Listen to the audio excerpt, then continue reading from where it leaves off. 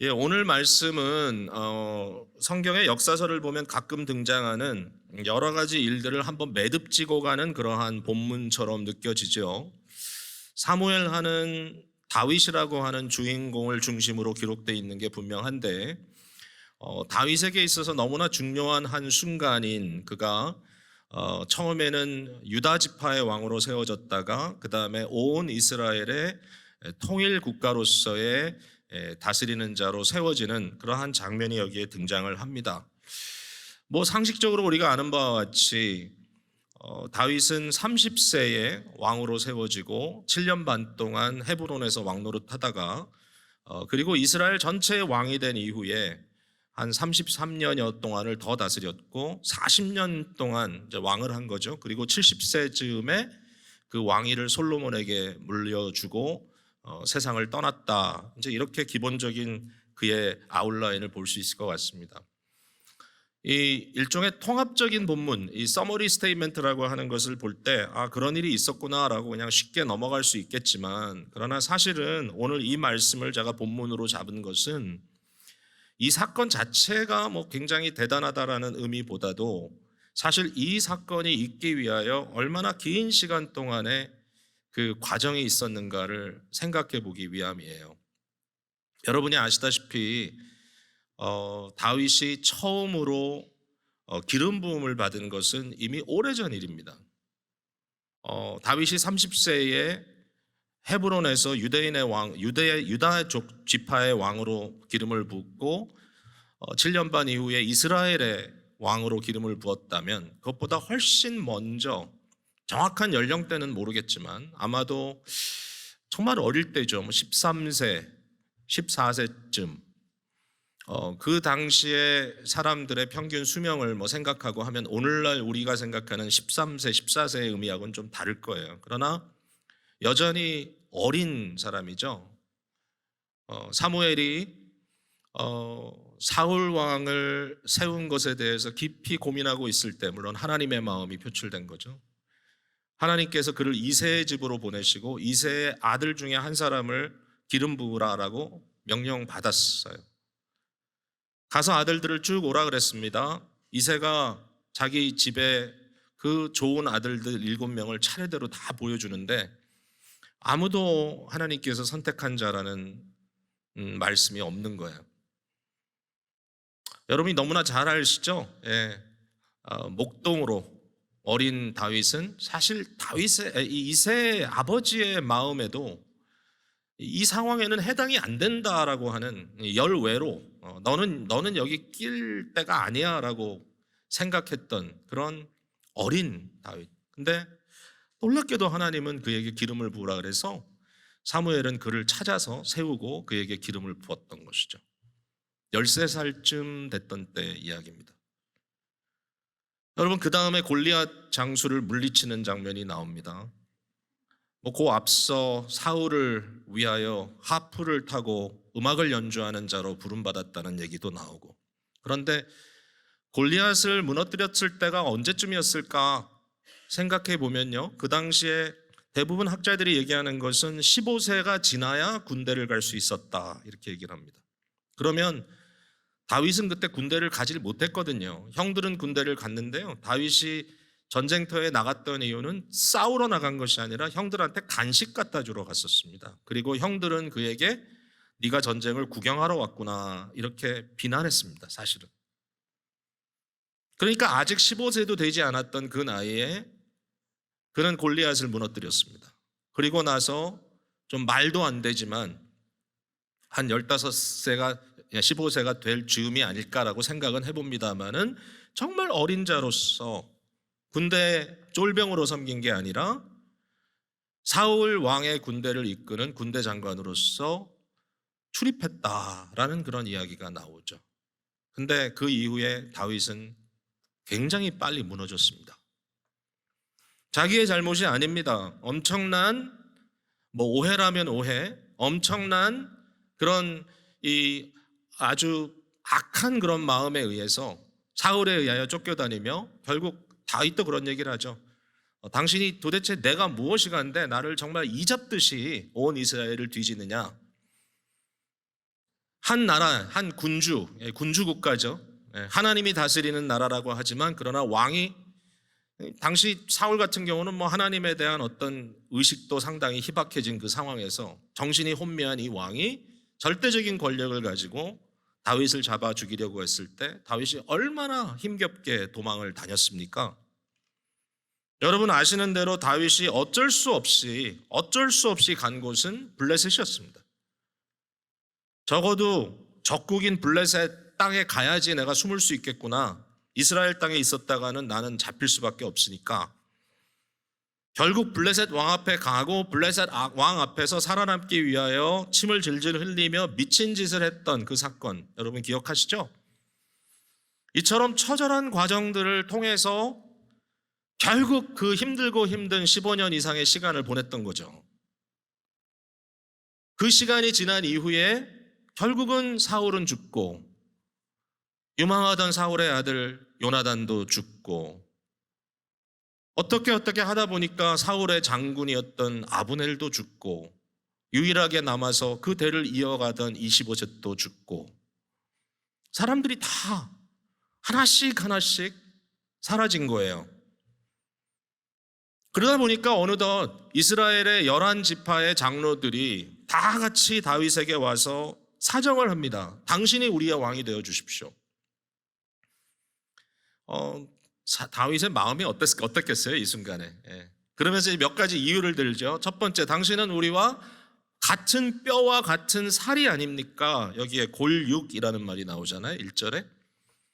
이 말은 히브리어 성경 자체가 말하는 거기 때문에 그렇게 번역을 한 거예요. 당신은 우리의 뼈와 우리의 살이 아닙니까? 우리는 다 이 야곱의 이 후손들이 아닙니까? 라고 말하는 것 맞죠? 틀리지 않죠? 또 사울이 우리의 왕이었을 때 당신이 군대 장관으로 그 사울의 군대를 끌고 다니면서 온 이스라엘을 위해 싸우지 않았습니까? 맞죠? 이분들이 어떻게 알았는지 모르겠지만 여호와께서도 왕에게 이미 말씀하지 않았습니까? 너를 이스라엘의 목자로 세우겠다고. 맞죠? 이런 이야기를 다윗이 귀담아 듣습니다. 그리고는 이제는 피할 수 없는 상황인 것 같다라고 받아들이고 저들과 함께 언약을 맺고 온 이스라엘의 왕으로 기름 부음을 받았다라는 얘기입니다. 그뿐만이 아니에요. 사실 이제 우리가 다 읽지 않았지만 예루살렘이라고 하는 가나안 땅 중심부에 있는 도성을 함락시키고 점령하게 되고 그것을 다윗의 성, 시온성이라고 세우고 다윗은 그곳에 어떤 큰 일이 벌어질 거라고 하는 기대감을 갖게 됩니다. 여러분 아시지만 사무엘 하의 전체적인 스토리는 결국은 성전을 세울 터를 찾게 되고 바로 아브라함 이삭을 바쳤던 모리아산이고 아라우나의 타작마당이고 바로 그 자리가 솔로몬의 성전이 세워지는 그 장면으로 연결되는 그런 내용이 나오거든요. 예루살렘입니다. 그리고 예루살렘에 다윗의 성이라고 하는 이름을 붙이고 그것을 하나님의 도성으로 세워나가려고 하는 그때에 참 놀랍습니다. 다윗이 왕이 됐으니까 이제 당연히 예루살렘을 자기의 중심부로 삼고 자기의 이 권력의 중심부로 삼고 그것으로부터 온 이스라엘을 다스리겠다고 하는 의지를 물론 가졌겠죠. 그런데 그때 그가 내가 나를 위하여 왕궁을 짓겠다고 한들 누가 거기에 대해서 반기를 들었겠습니까? 많은 뜻밖의 두로의 왕 히람이라고 하는 사람이 그 유명한 자기 나라의 백향목들을 잘라다가 다윗을 위하여 궁궐을 세워주는 거예요. 다윗의 집을 짓습니다. 다윗의 집이 세워져 가는 모습을 보고 다윗이 깨달은 게 있어요. 그게 오늘 5장 읽지 않았지만 우리 같이 봐요. 12절입니다. 바로 앞에 보면 다윗을 위하여 집을 지으니 놀랍죠? 백향목과 목수와 석수를 보내서 그들이 다윗을 위하여 집을 지었다 그랬습니다. 그때 12절에 같이 읽죠. 시작. 다윗이 여호와께서 자기를 세우사 이스라엘 왕으로 삼으신 것과 그의 백성 이스라엘을 위하여 그 나라를 높이신 것을 알았더라 그랬어요. 드디어 다윗은 알게 됐습니다. 하나님께서 나를 이스라엘의 왕으로 세우셨구나. 근데 잘 읽어보면 그때 다윗의 마음이 우쭐했다든지 드디어 나의 시대가 열렸구나라고 큰소리 쳤던 건 아니고요. 그때 어떤 느낌이었을까요? 마음속에 묵직한 감동이 온 것 같아요. 예. 나를 준비시키신 하나님께서 이제 나를 세우시는구나. 내 집이 내 눈앞에서 지금 세워져 가는 것처럼 하나님께서 나를 왕으로 세우시고 나를 통하여 이스라엘 왕국을 위대하게 하시고 이스라엘 왕국을 통하여 하나님의 나라를 드러내려고 하시는구나. 하나님의 놀라우신 역사 가운데 내가 여기 지금 중심에 하나님의 도구로 사용받는구나라고 하는 그런 묵직한 감동이 그에게 임했다라는 겁니다. 저는요, 이 순간을 영어로 표현을 하자면 convergence, 모든 일들이 마치 여러 강줄기가 있는데 하나로 합쳐지는 것처럼 말이죠. 예? 여러 강이 3-4개가 있다가 이것이 쫙 해서 하나의 강으로 크게 합쳐졌다가 바다에 들어가는 것처럼 모든 것이 하나로 합쳐지는, 그동안에 있었던 모든 일들이 어느 순간에 다 make sense 하면서 한 줄로 쭉 모아져 가지고 가는 convergence, 모든 것들이 합쳐지는 그러한 순간, convergence moment. 아, 이거였구나 라고 깨달아지는 순간이 아니었을까. 그 기쁨, 여러분 혹시 그런 거 경험해 보셨는지? 네. 네.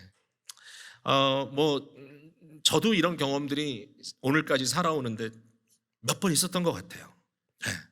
몇 번 있었어요. 사실 제가 뭐 다 말씀드릴 수도 없고 또 그것이 뭐 대단한 일들도 아니고 어떤 것은 뭐 굉장히 사소한 일일 수도 있지만, 그러나 그 순간순간 크고 작은 일들을 다 섭리하시고 주관하시는 하나님의 역사 속에 이게 지금 와서 지금 한 줄기로 합쳐져 가는구나라고 하는 그런 느낌이 왔던 순간들. 20여 년 전인데요. 제가 사실은 이 아시아권에 전혀 어떤 사역이나 이런 것들이 기반이 없었을 때입니다.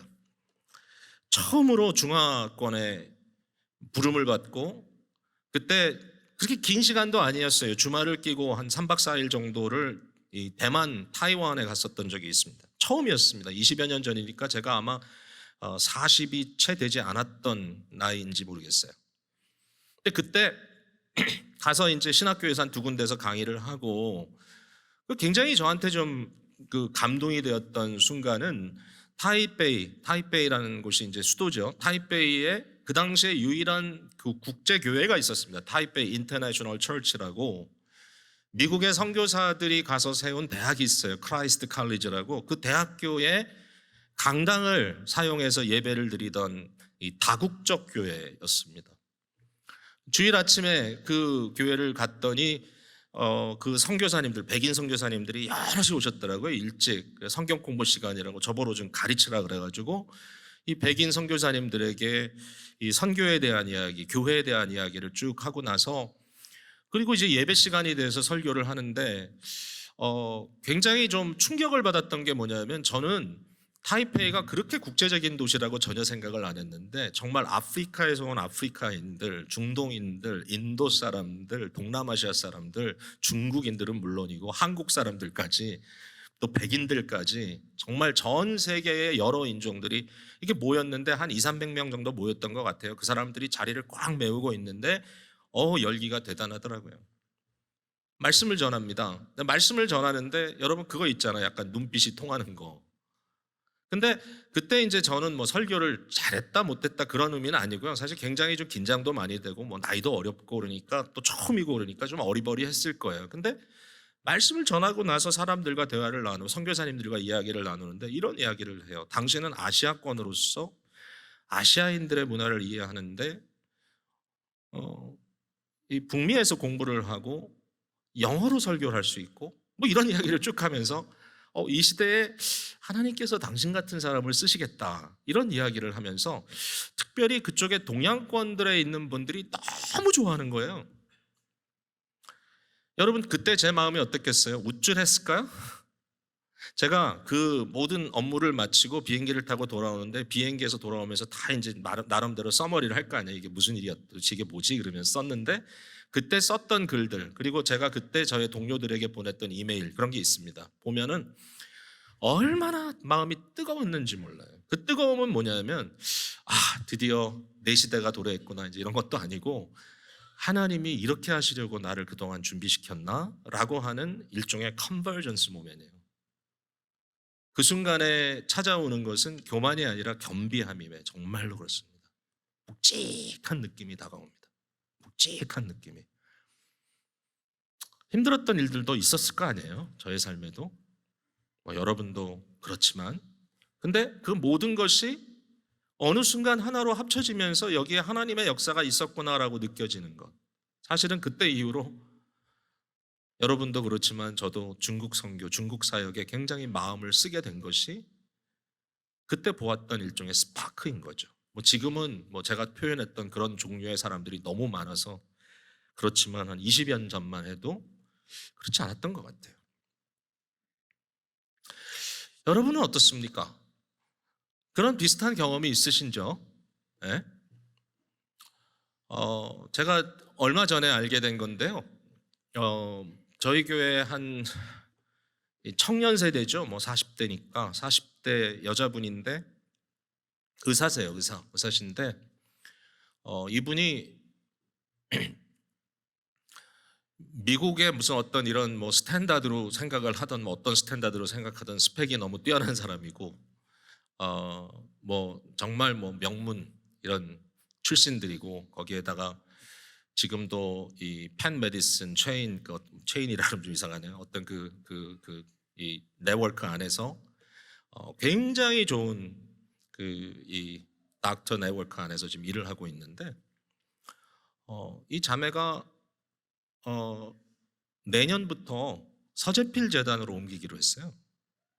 그러니까 이제 서재필 재단 여러분이 아시지만 벌써 수년 전에 이제 이민자들, 지금은 또 소수민족도 많이 생깁니다만은 위에서 생겼던 어떻게 보면 필라델피아 이민 역사에 굉장히 중요한 한 이정표기도 하죠.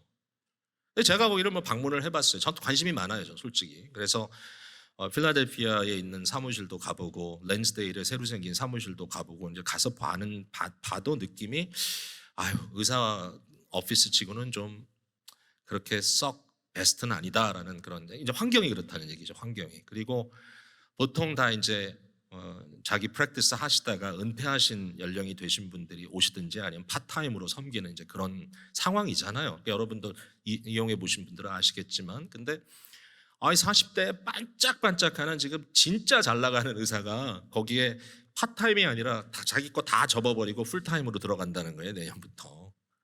그럼 어떻게 생각하세요? 제가 봐도 신기하다. 어떻게 저 결정을 했을까? 물론 결정할 때 저도 얘기를 같이 하긴 했어요.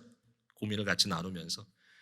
너무 감사하죠. 근데 그게 스토리가 있어요. 여러분, 이런 일들은 그냥 생기는 게 아니에요. 거기에 스토리가 있어요. 그 스토리가 뭔지 아세요, 여러분? 이 자매가 어린 나이에 미국에 이민을 왔어요. 근데 그냥 이민을 미국으로 온 게 아니라 남미를 통해 가지고 이민을 왔어요. 부모님도 함께. 어린 나이에 미국에 와가지고 자리를 잡으려고 하는데 서류도 제대로 갖추지 못해. 인슈런스도 없어. 그래가지고 어린 시절에 자기 부모뿐만 아니라 자기도 서재필 재단에 가가지고 치료를 받은 거예요. 어린 시절에. 그래서 마음에 이런 생각을 가졌대요. 내가 이제 의사가 됐으니까 내가 은퇴하면 65세 때가 되면 내가 거기 가서 일을 해야 되겠다. 이렇게 마음을 먹고 있었는데 어느 날 그 모든 사정을 들은 거예요. 지금 연세들이 너무 많아서 더 이상 이제 못하니까 좀 의사들이 필요하다. 이런 이야기를 들었는데 마음속에 아직 내가 나이가 젊은데 내가 은퇴할 때까지 20년 정도 시간이 남았다면 그 20년 동안은 어떻게 할 거냐라는 생각이 마음을 지배하기 시작하더니 다 던져놓고 서재필 센터 일하겠다고 작정을 하고 지금 준비 중입니다. 제가 그 자매를 너무 잘 알아요. 물론 우리 교회 귀한 교우고 또 교사로 섬기고 또 오늘도 잠깐 얘기를 했지만 느낌이 어떠냐라고 했을 때 절대로 우쭐하는 느낌 아닙니다. 그 마음에 내가 대단한 것을 하고 있구나 박수받 그런 게 아니고 뭐죠? 그 마음속에 뭐가 찾아온 거죠? 컨버전스 모멘트가 찾아온 거예요. 하나님이 준비하셨구나, 하나님이 이끄셨구나라고 하는 마음이 쫙 찾아오면서 그것이 너무 당연해진 겁니다. 여러분, 이러한 역사들이 여러분의 삶 속에 이루어진다는 것 경험도 하셨고 또 그런 기대를 앞으로 갖고 살아가셔도 좋습니다. 여러분에게 어떤 중요한 사역적인 모멘트라든지 여러분의 개인적인 어떤 변화가 있을 때 그 마음이 여러분에게 있었으면 좋겠어요. 여러분, 이런 것은 억지로 하는 게 아니죠. 막 되지도 않는데 이것저것 끌어다가 막 억지로 시작하는 게 아니죠. 그럴 때는 좀 싸하죠, 느낌이. 이러다가 큰일 나는 거 아니야? 그게 아니라 하나님께서 그 모든 것들을 하나로 쫙 몰아가는 그러한 순간, 이거구나.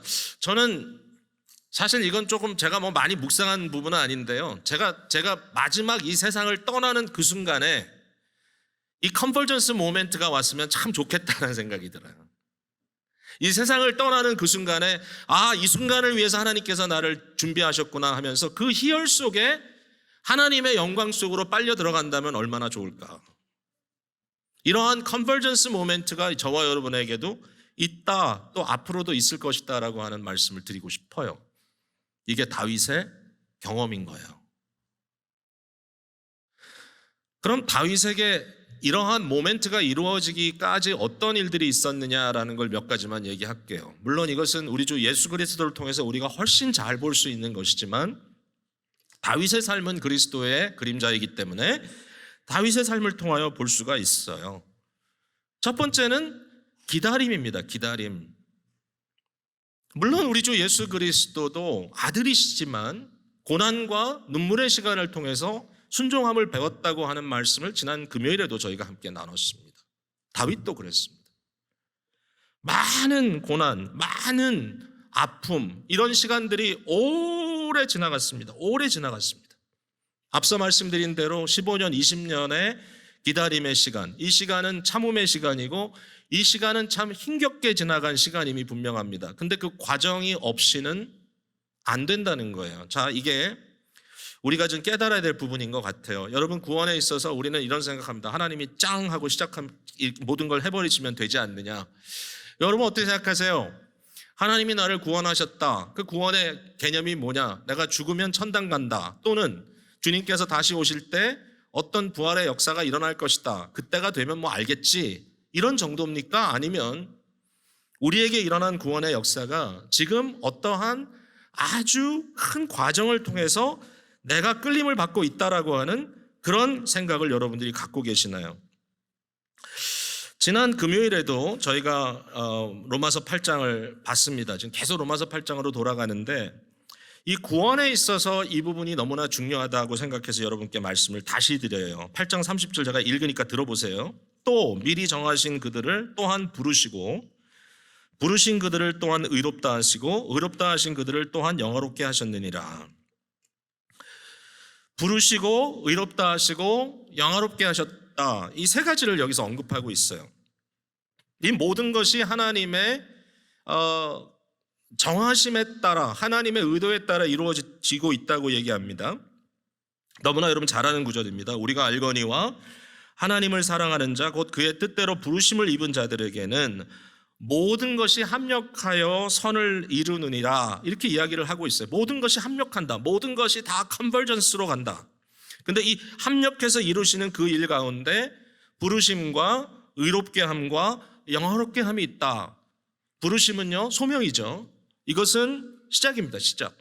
성령께서 효과적인 소명으로 우리 마음속에 거듭남을 주시고 영적인 생명이 태동되게 하시고 믿음을 주셔서 구원의 여정을 시작하게 하시는 것. 그 다음에 의롭다 하신다라는 말은 단순히 칭의라는 교리 한 가지만 얘기하는 것이 아니라고 저는 봐요. 바울의 마음속에 이것을 기록할 때 이 의롭다 하신다는 말씀을 그는 마음속에 하나의 어떤 중요한 주제로 잡아서 큰 그림을 그리고 있다고 생각합니다. 과정입니다. 과정. 그 다음에 마지막에 나타나는 것이 영화롭게 하셨다라는 결과입니다. 영화, 소명, 칭의, 영화, 이 모든 것들이 그냥 단순한 의미로 우리에게 보여지는 것이 아니라 바울 사도의 마음속에 모든 것이 합력하여 선을 이룬다고 하는 구원의 그 역사를 이렇게 표현을 해준 거라는 거죠. 여기에 의롭다 했다는 말이 단순히 칭의로만 이해되지 않았으면 좋겠다고 저는 생각을 해요. 왜냐하면 여기에 아들 된다라고 하는 개념도 앞에 많이 나오고 있고 고난이라고 하는 성화의 개념도 담겨져 있기 때문에 이것은 전체를 보여주는 굉장히 중요한 그림이라고 생각합니다. 우리에게는 과정이 있습니다. 말씀도 그렇고 임상도 그렇고 우리의 경험이 그렇습니다. 하나님께서 우리에게 과정을 주신다는 거예요. 과정. 시작만 있는 게 아니에요. 시작이 끝이 아니에요. 과정이 있어요. 그게 우리에게 주어졌어요. 여러분, 기독교의 신앙은 뻥튀기 신앙이 아니에요. 기독교의 신앙은 인스턴트가 아니에요. 그게 바로 구원파의 오류예요. 계속 반복해서 얘기하지만 회개가 없어요. 매일매일 십자가를 지기 위한 갈망이 없어요. 그리고 힘겹지만 주님 앞에 나아가 자기를 부인하고 그리스도를 구주로 인정하고 주님과 함께 동행하는 삶이 없어요. 한 번 구원받으면 됐다. 한 번 구원받으면 됐다. 그것은 너무 초라한 얘기예요.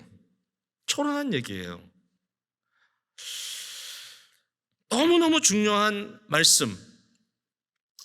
우리 주 예수 그리스도께서도 이와 같은 고난의 시간이 그에게 성육신하신 구주로서 믿음의 주인으로서 믿음의 알케이고스로서 믿음의 선구자로서 그 일을 이루시고 결국 우리의 맏아들이 되시기까지 그것을 치루시기 위하여 수많은 눈물을 뿌리셨다라는 것입니다. 고난의 시간이 있었다. 자, 기다림입니다. 두 번째 뭐죠? 그 기다림의 시간이 아무 의미가 없는 시간이 아니라 그 시간이 하나님의 시간이라는 거예요. 하나님의 시간. 하나님의 뜻이 이루어지는 시간. 하나님의 역사가 나타나는 시간.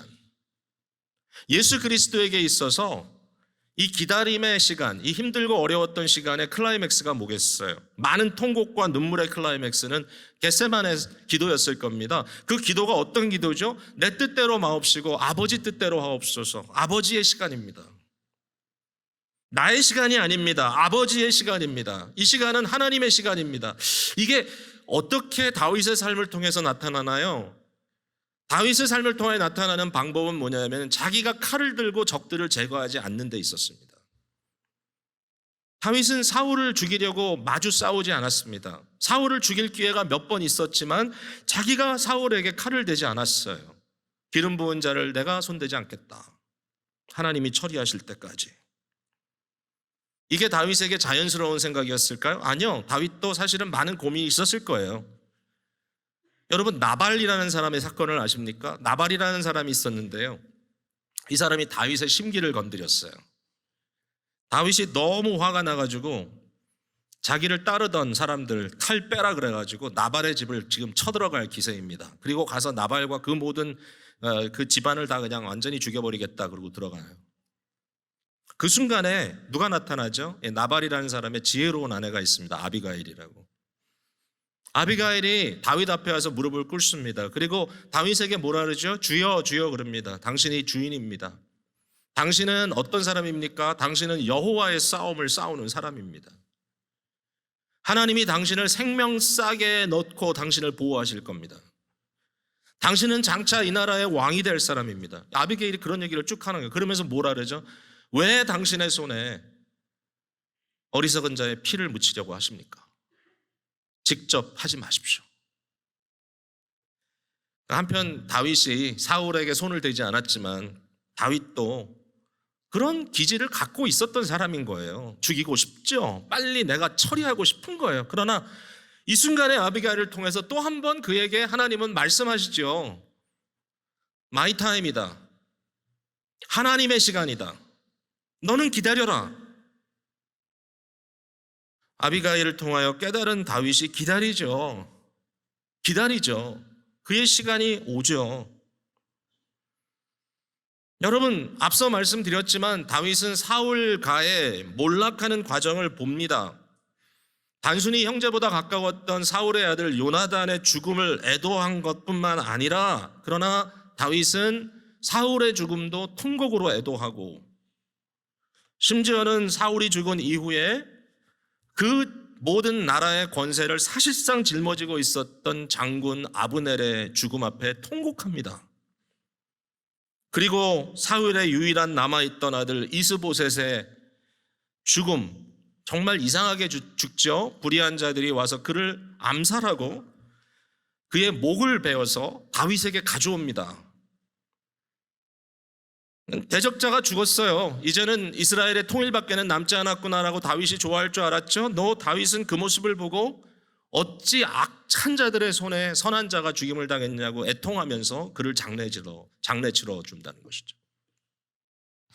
여러분, 이게 그냥 쇼였을까요? 백성들의 마음을 얻기 위해서 그러한 기록들이 나오긴 해요. 백성들이 그 모습을 보고 어떤 마음이었는지. 그러나 그게 다윗의 사실은 빚어져가는 한 인간으로서의 묵직함이 아니었나는 생각이 들어요. 진정한 애도를 한 거예요. 어떻게 쇼를 합니까? 그 순간에. 참 희한해요. 사울의 모든 그 연고를 다 없애버리는 것이 다윗에게는 덕이 될 것 같은데 이미 남의 아내가 되어버린 사울의 딸 미가를 다시 데려와서 구태여 여왕의 자리, 왕비의 자리에 앉혀놓기도 하고, 요나단의 아들 두 발 다 못 쓰는 무비보셋이라고 하는 아들을 데려다가 왕자로 자기 테이블에서 같이 먹게 하기도 하고, 도대체 왜 사울가와 다시 엮이는 것을 자처하고 있을까요? 왜 자기가 이 모든 것들을 뿌리채 뽑아버리고 다 싹을 다 잘라버리는 것이 좋을 텐데 그렇게 하고 있지 않을까요? 다윗은 기다리는 거예요. 또 다윗은 하나님의 시간을 아는 거예요. 내 손으로 하지 않겠다. 도리어 나는 신의를 지키고 나는 약속을 지키고 나는 내가 갈 길을 가겠다. 액티브한 순종이죠. 그 액티브한 순종 가운데 끊임없이 하나님의 역사를 목격하고 있는 겁니다. 하나님께서 하시는 거다.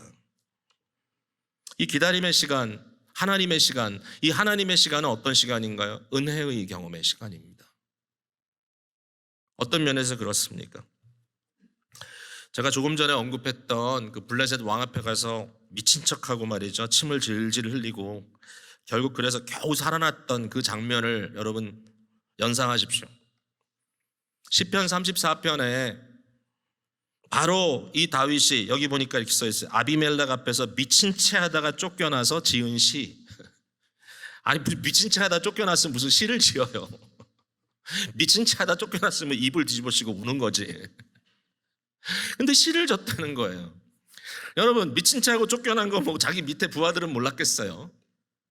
창피하게 그지없고 한심하게 그지없고 딱하게 한이 없고 내가 어쩌다가 이 상황까지 왔는가라고 가슴을 치며 통곡을 해도 이 상황에 대해서 사실 프로세스가 잘 안 될 텐데 미친 채 하다 쫓겨난 다윗이 뭐라고 시를 썼습니까? 내가 여호와를 항상 송축하며 내 입술이 항상 주를 찬양하리로다. 내 영혼이 여호와를 자랑하리니 공고한 자들이 이를 듣고 기뻐하리로다. 곤고한 자, 자기가 공고하잖아요. 내가 여호와를 자랑할 것이다. 나처럼 공고한 자들도 마음에 기쁨과 위로가 있을 것이다. 그러면서 하는 말이 아주 유명한 말씀 남기죠. 너희는 여호와의 선하심을 맛보아할지어다. 그에게 피하는 자는 복이 있도다. 여러분, 이게 어디서 나오는 고백이에요? 어떤 경우에? 여러분, 우리는 다 두 가지의 부족함을 경험합니다. 하나는 악함이고요, 악함. 두 번째는 약함입니다. 그렇죠? 똑같은 거 아니에요. 악은 죄고요, 약한 거는 그냥 약한 거예요. 이 두 가지가 다 우리에게 있어요. 죄의 문제를 다 해결할 수가 없고 또 우리는 우리의 한계점들을 항상 부딪히며 살아가. 근데 일반적으로 우리의 입장은 어떤가 하면은 우리가 약하다고 느껴질 때, 우리가 악하다고 느껴질 때 우리는 그것을 커버하기 위해서 약자의 코스프레이를 보통 해요. 저도 그랬어요. 지금도 그런 경우가 있고요. 무슨 얘기하면요, 미리 아예 그냥 연막을 쳐요. 사람들과 관계에서나 어떤 그런 사역의 자리에서나 나 원래 이런 사람이야. 나 부족해. 나는 약해. 나는 정말 한이없이 부족한 죄인이야. 여러분, 진심입니까? 진심인가요? 사람들 앞에서 자기 고백을 하는 경우들이 있잖아요. 자기 고백할 때 나는 정말 나쁜 사람이에요. 나는 정말 연약한 자예요. 그게 뭐 하는 거죠, 지금? 뭘 하고 계신 거죠?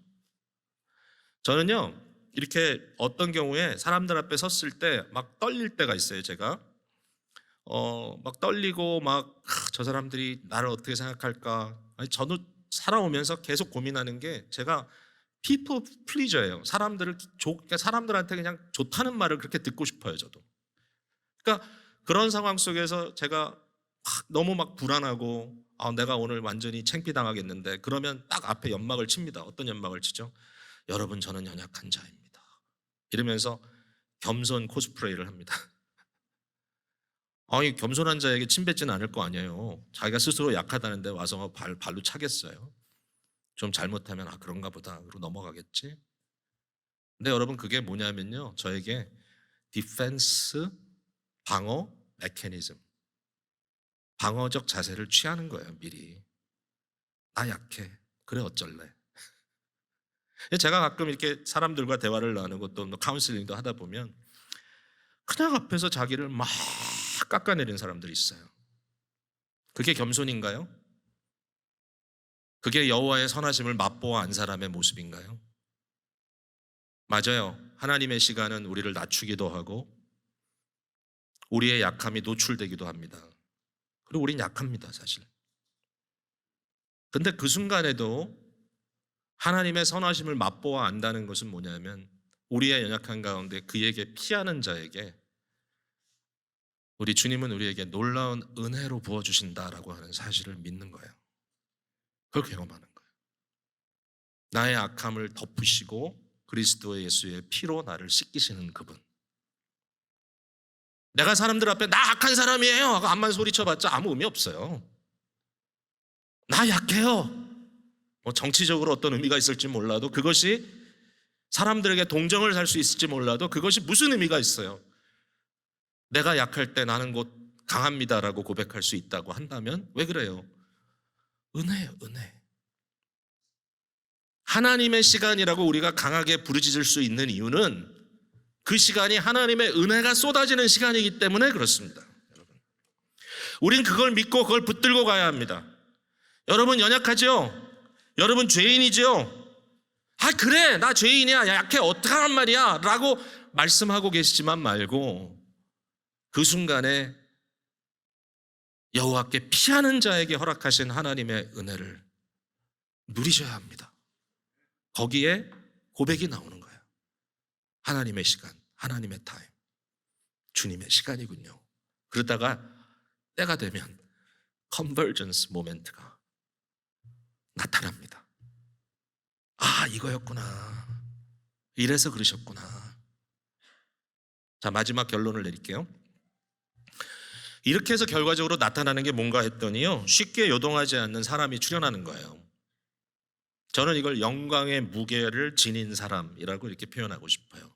영광의 무게를 지닌 사람, 영광의 무게를 지녀서 묵직해진 사람.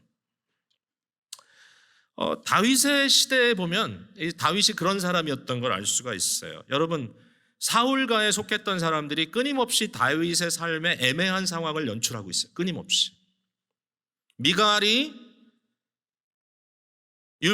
법궤를 다윗이 예루살렘으로 옮기는 상황에 다윗을 심각하게 비난하면서 그를 위축시키려고 했죠. 그뿐만이 아니에요. 무비보셋이라고 하는 절름발이 이 요나단의 아들을 왕자로 세웠는데, 다윗이 압살롬에게 반란을 당하면서 쫓겨가는 그 광경에 무비보셋이 취한 자세, 또는 그의 종이었던 시바, 그것도 역시 사울가에 속한 사람이잖아요. 그가 취했던 행위, 그런 걸 보면 애매합니다. 거기에 대한 정확한 판가름이 나오지 않아요. 다윗도 그것을 구태여 무비보셋이 원래 마음은 그게 아닌데 그런 거 얘기 안 했어요. 거기에 대해서 그냥 이해하고 넘어갔어요. 근데 애매한 행동을 취합니다, 이 사람들이. 뿐만 아니라 사울가에 지도자급 되던 사람 중에 한 사람 이름이 시므이입니다. 시므이가 그 순간에 나타나서 때는 지금이다, 이게 기회다 하고 도망가는 다윗의 그 뒤통수를 바라보면서 다윗을 심란하게 비난합니다. 너는 하나님이 저주를 하고 있다. 하나님이 너의 손에서 핏값을 찾으신다. 네가 사울가에 흘렸던 그 피가 지금 하나님께서 도로 찾으셔서 네가 이처럼 비참하게 너의 아들로 인하여 쫓겨나가고 있다. 너무 아픈 얘기인데 거기에다가 거짓된 말까지 섞어가지고 비난을 한단 말이에요. 여러분 어떡하시겠어요? 다윗의 부하가 듣다 못해서 칼을 빼들고 갑니다. 저 개만도 못한 놈 모가지를 자르겠습니다. 그리고 달려가니까 다윗이 막아요. 다윗이 뭐라고 하죠? 뭐 여러 가지 얘기를 해봐. 기가 막힌 얘기를 합니다. 내가 이렇게 저주를 받는데 혹시 이게 무고한 저주라면 이것 때문에 하나님께서 나에게 선으로 나중에 갚아주지 않겠냐. 뭐 이런 이상한 논리도 피고 기가 막힌 논리죠. 그뿐만 아니라 이렇게 얘기합니다. 그의 입에서 나오는 말이 혹시 하나님께서 하라고 시킨 거면 어떡하냐 이런 얘기를 합니다. 하나님께서 시킨 거면 어떡하냐? 어? 여러분 제가 지난주에 저는 성경 묵상도 하지만 다독도 하지 않겠어요. 쭉 읽어 나가다 요새 아모스 성경 이렇게 쭉 지난주에 읽다가 보고요. 7장을 읽으면서 뒤집어졌어요. 제가 은혜로 뒤집어진 게 아니라 화가 나서 뒤집어졌어요. 아모스가 이 선지자가 좀 사람이 덜 떼먹은 건지 아니면 도대체 뭐가 문제인지 모르겠지만 이 사람이 선지자로 제대로 훈련을 받지 못하고 여기 보니까 선지자의 아들도 아니고 나는 목자여 뽕나무를 재배하던 자다 뭐 이런 얘기도 나오는데 아마사라고 하는 이스라엘의 제사장 아마 왕의 굉장한 신임을 받던 제사장이 하도 이 아모스가 험한 얘기를 하니까 아모스에게 이렇게 얘기했어요. 너 빨리 가지 않으면 너 죽어. 빨리 피해라. 저쪽 남왕국으로 가서 거기서 선지자 짓이나 해라 이러면서 얘기를 합니다. 진짜 비냥거리면서 얘기를 합니다. 아마샤라는 사람은 이제 권력에 이제 뭐랄까요 권력에 가서 머리를 숙인 그런 이제 잘못된 하나님의 종인 건 맞아요. 이게 굉장히 극단적인 상황이긴 해요. 근데 그때에 아모스가 뭐라고 얘기하는 줄 아세요? 들어보실래요? 여러분 놀라지 마세요.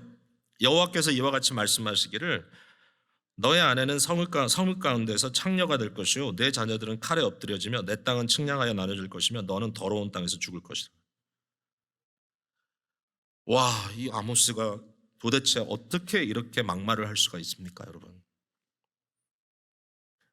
저 이거 보고 갑자기 묵상하다가 화가 났어요, 저는. 어떤 생각인지 여러분 아세요? 아니, 문제가 있으면 나한테 얘기해. 왜 내 와이프하고 애들은 들먹이는 거야? 예? 대부분의 남자들 그럴 거예요. 저도 그럴 거예요. 와이프하고 내 애들은 건드리지 마. 걔네들은 건드리지 마. 내가 가만히 있을 수가 없어. 여러분 안 그래요? 예? 아무리 내가 잘못했다 할지라도 이런 막말이 어디 있어요? 그러니까 그게 굉장히 저는 받아됐어요. 이 말을 읽으면서 도대체 왜 이렇게까지 막말을 해야 되느냐?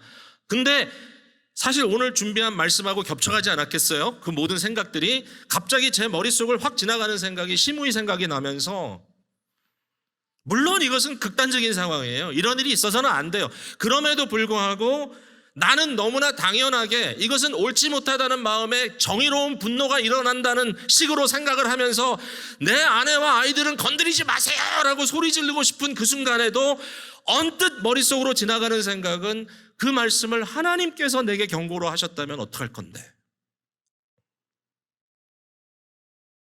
하나님이 하셨다면 어떡할 건데? 좀 무시무시한 얘기긴 해요. 아직도 마음에 내키진 않아요. 근데 제가 보니까 영광의 무게로 묵직해진 사람들에게는 사람들이 나한테 조금 비난거리고 나를 비방하는 말 몇 마디 한다고 해서 길길이 뛰지 않습니다. 그건 맞는 것 같아요. 솔직히 제가 좀 고상한 척하면서 와이프하고 아이들을 들먹었지만 저는 저를 비난하는 소리도 그렇게 쉽게 참아내지 못하는 사람이에요. 그래서 그냥 막 버럭버럭 화를 낼 때도 있습니다. 근데 하나님께서 영광의 무게로 아름답게 세워가시는 사람들에게 어떤 아름다운 결론이 있다면 이걸 견뎌내더라고. 이걸 견뎌내더라고. 그러니까 얼마나 멋진 거예요, 사실은. 네, 지금 복잡한 고민 여러분 다 얘기하지 마시고요. 이런 이야기를 다 논리적으로 맞추려면 쉽지가 않아요. 그러나 그렇구나 깨달아지는 만큼, 네, 느껴지는 만큼 여러분의 마음속에 나는 지금 어떤 상황에 와 있는가 깨달아지는 만큼 그리스도 예수께서 끝까지 그의 목적을 이루시기 위하여 연약을 짊어지시고 사람들의 수많은 비난과 수모를 참으셨던 것이 영광의 무게를 짊어진 가장 묵직한 그분이셨기 때문에 그랬다면 하나님의 형상, 그리스도의 형상을 닮아가는 저와 여러분에게 오늘도 주께서 무슨 말씀을 하시는지 우리의 삶의 자리에서 깊은 고민을 해나갔으면 좋겠습니다.